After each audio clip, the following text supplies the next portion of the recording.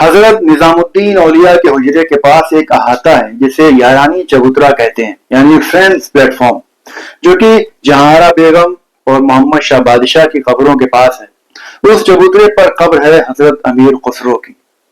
میں نے ایک کتاب میں پڑھا تھا کہ کسی زمانے میں حضرت نظام الدین اور امیر خسرو کے احاطے کے درمیان ایک دروازہ ہوا کرتا تھا جو درمیانی دروازہ کہلاتا تھا۔ یہ دروازہ پتھر کا تھا اور ایک عرصہ ہوا کہ وہ دروازہ گر چکا ہے۔ اس دروازے پر ایک پیڑ گر گیا تھا۔ اس دروازے پر لگی ہوئی محراب مقبرہ امیر خسرو کے احاطے کے کونے میں پڑی ہوئی تھی، جس پر بار بار سفیدی کر کے اس کو خراب کر دیا گیا تھا۔ مگر پھر ایک بشیر احمد صاحب تھے جو کہ شاید ہسٹورین تھے، انہوں نے اس دروازے کو کھرچ کر دیکھا تو اس پر فارسی میں لکھا تھا کہ اورنگزیب کے زمانے میں ہوشیار علی خان نے وہ دروازہ بنوایا تھا۔ خیر، بات کرتے ہیں امیر خسرو کی درگاہ کی، تو ان کی قبر کے سرہانے ایک سنگ مرمر کی تختی لگی ہوئی ہے۔ اس پر فارسی میں لکھا ہے کہ بابر بادشاہ کے زمانے میں مہدی خواجہ نام کے ایک شخص نے امیر خسرو کی قبر اور اس کے ارد گرد کٹہرا بنوایا تھا۔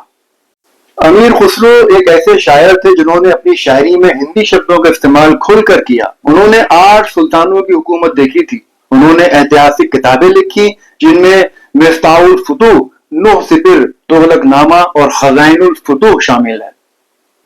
دیکھیے، میں جب نظام الدین درگاہ آیا تھا تو بڑے ارمان لے کر آیا تھا کہ یوں ویڈیو بناؤں گا، مگر وہ کچھ بھی نہ ہو سکا کیونکہ ویڈیوگرافی، فوٹوگرافی وغیرہ یہاں مقبروں کے اندر کی الاؤڈ نہیں ہے۔ بس باہر سے آپ تصویریں وغیرہ لے سکتے ہیں۔ یہ قبر ہے میرے بہت ہی چہیتے ہسٹورین ضیاء الدین برنی کی، جن کی پیدائش 1285 میں ہوئی تھی اور وفات سن 1357 میں۔ بہت بڑے ہسٹورین تھے۔ فیروز تغلق کے دور پر تاریخ فیروز شاہی انہوں نے لکھی تھی اور فتوائے جہانداری بھی لکھی تھی۔ انہوں نے اس کے علاوہ مسیر سادات، حسرت نامہ، فتوائے دینداری، ثنائے محمدی وغیرہ بہت سی کتابیں لکھی تھیں۔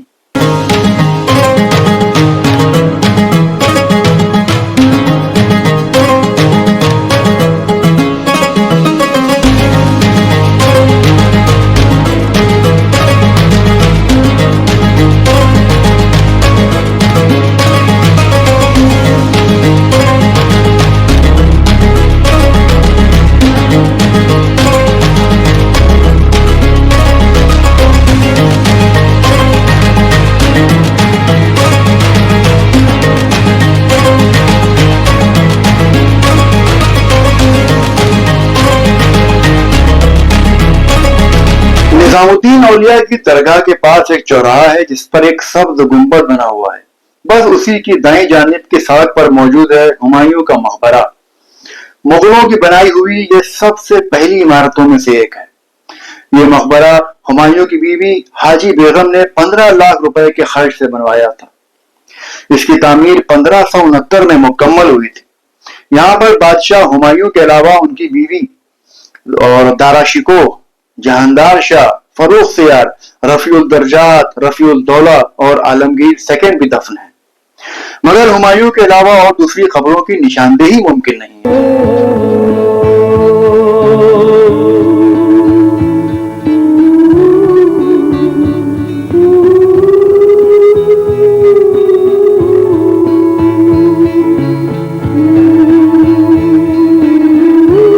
حاجی بیگم ہمایوں کی وہی بیوی تھی جو ان کے مشکل وقت میں ان کے ساتھ تھی اور پرشیا تک گئی تھی جب ہمایوں شہنشاہ سے ہار کر در در کی ٹھوکریں کھا رہے تھے۔ اس مقبرے کی ہسٹوریکل امپورٹنس ایک اور بھی ہے، وہ یہ کہ مغل امپائر نے آخری سانس یہیں پر لی تھی، یعنی یہیں پر ان کی حکومت کا خاتمہ ہوا تھا۔ آخری مغل بادشاہ بہادر شاہ ظفر اور 3 شہزادے مرزا مغل، مرزا خضر سلطان اور مرزا ابو بکر کو 1857 کی بغاوت میں ہڈسن نے یہیں سے گرفتار کیا تھا۔ پوری عمارت لال زرد پتھر سے بنائی گئی ہے۔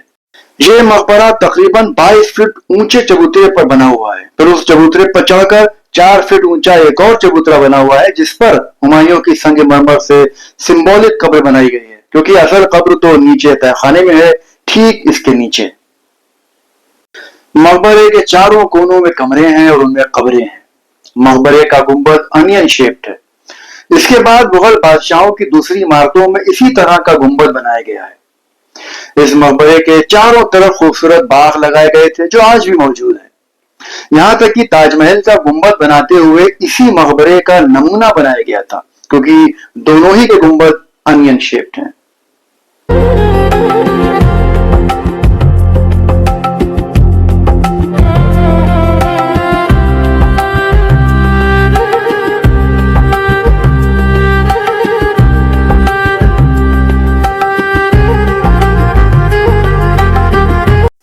قوت الاسلام مسجد کے صحن میں موجود ہے یہ آئرن پلر یعنی لوہے کی لاٹ۔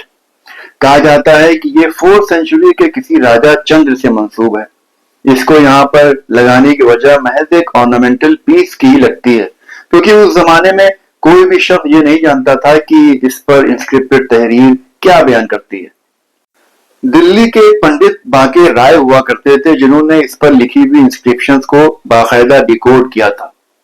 کہا یہ بھی جاتا ہے کہ اس کو راجہ اننگ پال فرسٹ نے بنوایا تھا۔ جس جگہ پر یہ سب عمارتیں بنی ہیں، کہتے ہیں کہ یہاں کبھی راجہ پتورا یعنی پرتھی راج چوہان کا محل ہوا کرتا تھا۔ بہرحال اس آئرن پلر کے متعلق کئی روایتیں یعنی لیجنڈز مشہور ہیں، جن میں سے زیادہ قابل یقین روایت جنرل کننگم نے لکھی ہے۔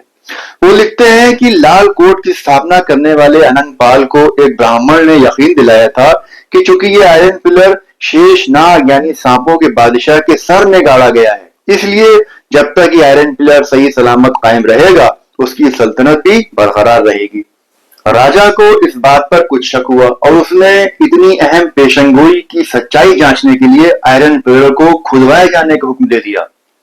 جب وہ کھدوایا گیا تو اسے بڑی حیرت ہوئی کہ پلر کے نیچے کا سرا سانپ کے سر میں پیوست تھا اور خون سے سنا پایا گیا۔ راجہ نے دوبارہ اس پلر کو اسی جگہ مضبوطی سے پیوست کرنے کی بہت کوششیں کروائیں، مگر وہ ناکام رہا۔ وہ پلر بس ڈھیلا ڈھالا ہی کھڑا رہا کیونکہ سانپوں کا بادشاہ وہاں سے نکل چکا تھا۔ یہ پلر 23.5 فٹ لمبا ہے اور قریب 6 ٹن کا ہے۔ یہ بات تو طے ہے کہ یہ یہاں اوریجنلی نہیں لگا تھا بلکہ لگایا گیا ہے۔ اس سے پہلے یہ کہیں اور لگا ہوا تھا، ہو سکتا ہے مدھیہ پردیش سے یہ یہاں لایا گیا ہو۔ ایک بات میں نے غور کی کہ اس پر اردو اور فارسی میں بھی کچھ لوگوں نے اپنے نام انسکرائب کر رکھے ہیں۔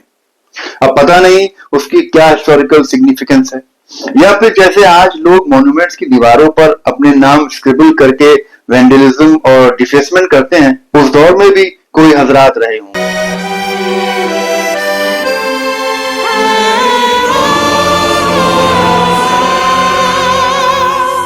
ہمایوں کے مقبرے کے مین دروازے سے پہلے باغ بو حلیمہ کے ساؤتھ میں ایک بہت بڑی چاردیواری میں عیسیٰ خان کا مقبرہ اور مسجد ہے۔ ایسا مانا جاتا ہے کہ یہ مسجد اور مقبرہ عیسیٰ خان نے خود ہی بنوایا تھا۔ یہ مقبرہ 1547 سے 1548 کے بیچ تعمیر ہوا تھا، اس لیے ایسا مانا جاتا ہے دونوں مسجد اور مقبرہ ایک ہی ساتھ تعمیر کیے گئے تھے۔ عیسیٰ خان نیازی شیر شاہ سوری کے دربار میں امیر تھے۔ یہ آکٹاگنل مقبرہ ہمایوں کے مقبرے سے قریب 20 سال پہلے بنا تھا۔ چھتریوں، چمکدار ٹائلز، جالیدار جالیوں سے اسے سجایا گیا ہے۔ آپ کو جان کر حیرانی ہوگی کہ 20ویں صدی کے شروعات تک اس احاطے میں ایک پورا گاؤں آباد تھا۔ اسی لیے تو کہتا ہوں کہ شکر منائیے کہ ایسا ہی تھا تو یہ سب ہے۔ مسجد کی صدر دیوار میں 3 محرابی در ہیں۔ محرابیں یعنی آرچز چوڑی اور نوکدار ہیں۔ محرابی در کے 3 طرف چھت تک لال پتھر استعمال کیا گیا ہے۔ بیچ میں ایک چوڑا اور اونچا گنبد بنایا گیا ہے۔ چھت پر گنبد کے دونوں طرف 2 چھوٹی برجیاں یعنی اسمال ٹاورز بنا کر خوبصورتی میں اضافہ کیا گیا ہے۔ یہ ایک ٹپیکل پٹھان آرکیٹیکچر کا نمونہ ہے۔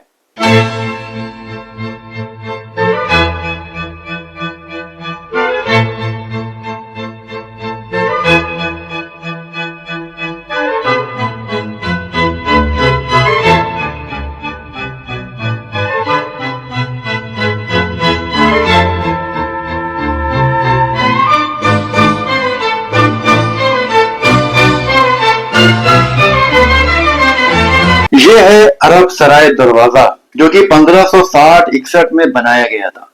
اس دروازے سے اندر پہنچنے پر ہم ایک ایسے کوارٹرز کے رومز میں پہنچتے ہیں جو کہ ان پرشین اور عرب کرافٹسمین کی رہائش گاہ تھی جو ہمایوں کا مقبرہ بنانے کے لیے لائے گئے تھے۔ یہ ریڈ سینڈ سٹون سے بنی ہے اور اس میں وائٹ ماربل انلے ورک بھی کیا گیا تھا. اب تو سب کافی جرجر حالت میں ہے، مگر اندر کی عمارتیں جیسے مسجد، مقبرہ اور گارڈرز آج بھی بہت حد تک انٹیکٹ ہیں.